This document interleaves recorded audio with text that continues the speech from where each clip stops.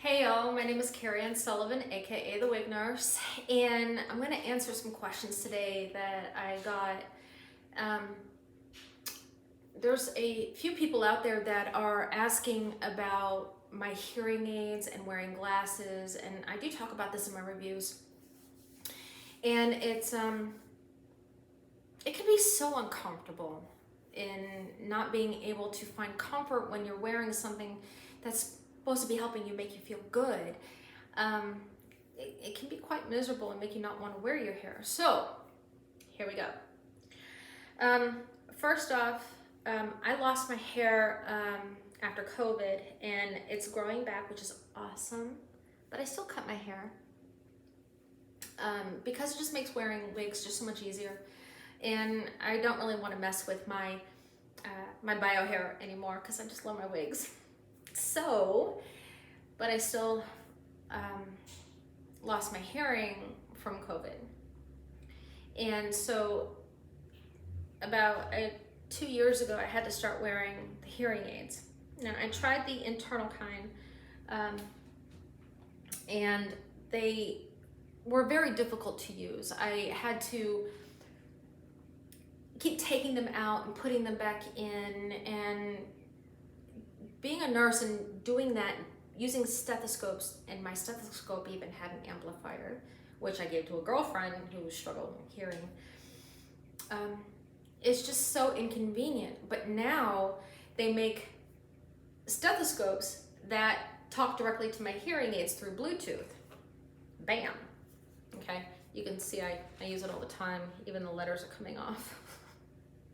So, as you can see, this right here is the part that hears, and these strips right here give me a kind of an EKG just on my phone. It's the best thing ever. Love it. All right. So, I also have two different kinds of hearing aids. I'll take this one out. One is thicker than the other. Okay. Not by much, but a little bit. But it does make a difference in how I feel. Okay, same brand, just a little bit bigger. This one has a longer acting battery and it's waterproof. That's the only difference. I wear this one when I'm at home, the other one when I'm at work. And they both talk to my stethoscope, so if I forget, I'm still good to go. All right, there's that. People are always talking about or asking about the hearing aids and my glasses. I gauge wigs differently than most people. Their comfort, their fit. I have to have wigs that don't have a really, really deep cap. And I have mentioned that in some videos. And I really do want everyone to feel comfortable. So I have a couple of wigs here, and I'm going to show you the difference. So one of the things that I do, because I know some people really do not like permatease, they're not really into the curly styles. So what I'm about to show you will not work with straight hair and low density wigs. Now, most of the wigs that we buy nowadays, they have a pretty much kind of an open cap, okay? So you see all these open wefts. Now, this particular wig right here is Sleek and Straight by Tressler. And it is a beautiful, beautiful piece. And what I like about it is the ear tabs are not super wide, okay? And they're very soft. And they are thin. All right, that's actually another really great thing about this particular piece. And I wore the stuffing out of her. Oh, Sleek and Straight does not look anything like the stock photos. Well, mine doesn't, because I've trimmed her up significantly, because I wore her all the time and I destroyed her ends. So I had to give her a little bit of trim. All right. So, if you have a cap that's sitting pretty deep on your head and it's uncomfortable, okay? What you can do is you go ahead and you take your receiver, okay, and tuck it up into the wig, like so, all right? And it's gonna try to sit as far back on your ear as it can, okay? Then you go ahead and you pull your ear tabs down and secure your wig how you want, all right? This is where you run into your issues. In this particular piece, I don't have to do this. I chose this because it's only I only have like 2 or 3 straight pieces, okay? I do that intentionally because of what I'm about to show you.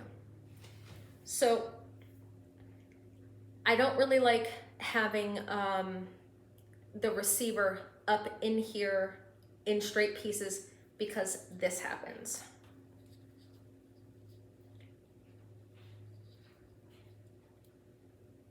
You see how it travels outside of the weft, okay? And as you're going throughout your day, your hair moves, and your hair moves around your ear. I don't recommend this. Unless your straight piece has some permatease to help calm that down, okay? And it can help hide it. It's definitely necessary. Otherwise, you're gonna be seeing this, and I'm gonna tell you, people are going to be staring at you kind of funny, but they won't mention it because they don't want to mention your hearing aid or the fact that you're almost, you're struggling with hearing loss. They don't want to do that. And they'll just stare at it. So ask me how I know. Anyway, so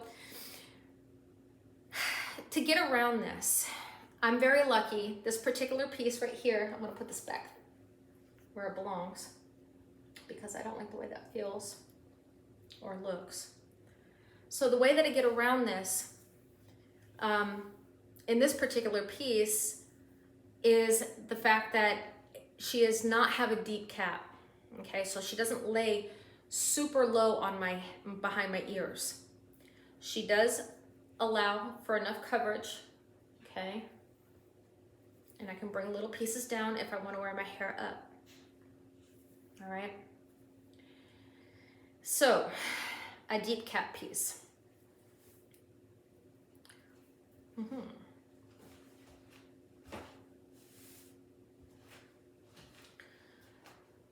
I love bell tress.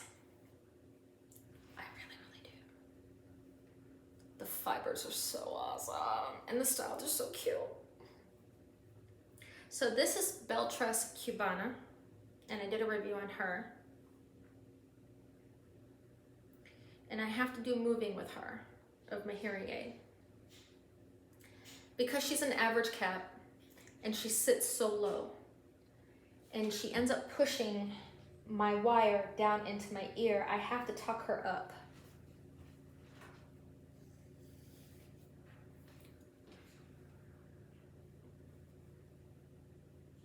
All right. And she is so fun. All right. Now the thing about this is that you can see it's pushing my ear down, okay? And if I just wear glasses alone, it's absolutely fine. But you can see it's putting pressure on my hearing aid, in addition, pushing that little wire down into my ear. So over time, that's gonna cause irritation, and it can actually cause ulceration. Ask me how I know that too. So you take your hearing aid and you push it up into the cap. You will not have to worry too much about the pokey because of the volume. You won't see her showing any of your hearing aid. That is why you have to have at least a little bit of permatease, or you have to have volume if you're going to be doing this. Otherwise, the hearing aid shows. The other thing that you're going to have to do, otherwise you're going to have pain. I wish I was kidding. I'm really not. Is you wear your glasses over the ear tab. I had to have my glasses fitted Now, some people can go ahead and bend their glasses the way they want. I was afraid to. So I just went back to my optometrist and they bent my glass arms out to accommodate the ear tabs. And I chose the biggest wig I had. And I believe that was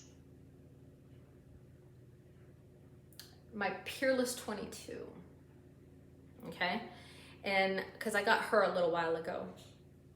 So I took Peerless, had her, because I wanted to wear her so badly. But I just couldn't wear my glasses, my hearing aids, and the wig cap, and my mask at work. All right, because I wear Peerless braided in the back when I go to work. And I just really wanted to wear her so badly. So, because I have more volume in Peerless and stuff like that, I can do the tuck, but I had to move my glasses. And I had to have the glasses bent outward around the ear tabs, and I had to have my nose tabs moved as well so that everything fit appropriately and they didn't slide off my head. Okay. So I always wear my glasses over the ear tab. This also functions as a way to make that wire not cut into your head. And what I mean by that is that it puts the pressure on the ear tab, which disperses the pressure away from putting pinpoint pressure on that wire. It makes a big difference. You can go ahead and try, I did, wearing the glasses up underneath. However, it really doesn't work out super great. It's very uncomfortable. And if you wear your glasses up underneath that wire and your ear tab, the other thing that you can do is it displaces the auricle piece. This part right here. And so you won't have a good fit, and it can interfere with the hearing quality. Putting the receiver up into the ear, up into the cap, doesn't interfere with your hearing quality, which is pretty great. Okay. So, but a lot of my bell truss caps, because they're true average caps, I always have to cinch them in really good. Okay. But I do have to go ahead and move things around to accommodate. All right. And as you see, because it gets stuck up in the weft, you have to be careful about taking them out. Otherwise, it gets stuck in the wig too. Now, I love my shorties. And this is Meadow by Noriko, and I love her. She's so much fun. Now, the real interesting thing about her is that she has a pretty wide ear tab. I mean, it's definitely pretty wide. I hope you can see that. Okay. But she has a good amount of permatease. And it hides, because I do have to do the hearing aid tuck up often, because she does sit quite low. And she's a basic cap. All right. So we do the hearing aid tuck and we pull it up. But I don't have to worry, because the permatease in this piece, if she pokes through, gets caught in the permatease, and you don't have to worry about it. And it's awesome. I do not see a difference in my hearing quality at all. And then, again, it goes up over my ear tabs, and bam, we're good to go. Okay? Some people talk about going ahead and cutting your ear tabs. I don't recommend that because it can change the overall fit of your wig, unless you go ahead and you immediately cut the ear tabs and then start fiddling with the fit yourself. I do not like doing that. I also, once I'm done playing with a wig or something like that, if I want to give it to somebody that wants a wig, because I never wear my wigs out. I never, I've only done that to 2 pieces, and of course I would never give them away. But I never wear my wigs out, and I never will give away a wig that's ugly or frayed or anything like that. But I also don't want to give one that's been altered so much that it wouldn't fit somebody else or be comfortable. So I don't cut my wigs. I do, however, use It Stays. And I have some here. This is It Stays. It's just a body adhesive. And I put some at like all the way around here. And it helps to keep the ear tabs where you put them. And then what I do is I put my hearing aids in, I put my wig on, I do the tuck, and then I put the It Stays up underneath, like so.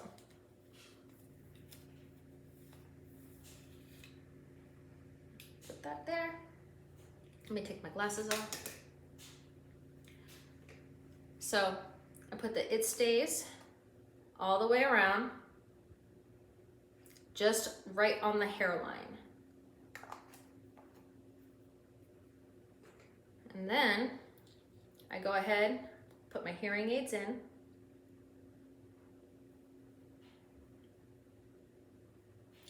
Let's turn it around.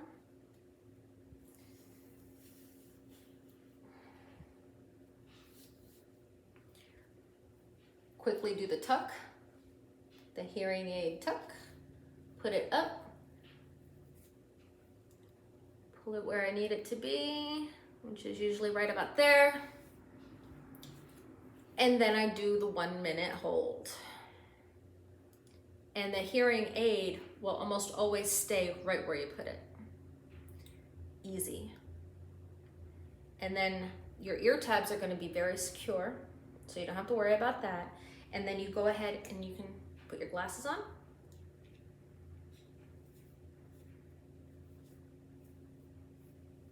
And you're good to go. Like I said, in a bunch of my videos, this is the thing that bothers me the most because it pulls your ears down so much. And I look like I should be in Lord of the Rings.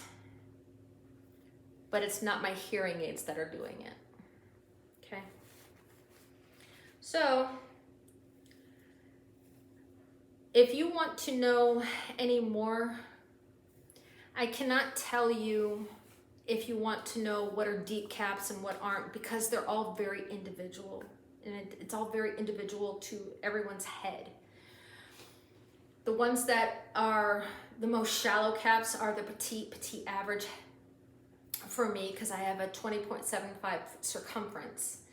So the average and the true average caps are always going to sit lower. And I definitely have to make sure when I'm looking at ordering that those caps have to have at least some permatease. That style has to have permatease, and it has to have volume in order to accommodate. If you're going to go ahead and wear your more straighter styles, definitely look for something that is going to really fit your head, so it's not going to be laying so deep on your head. I hope this helps you. If you have any questions, please tell me. I would absolutely try to answer them as best I can. And I hope you guys have a great day. Catch you later.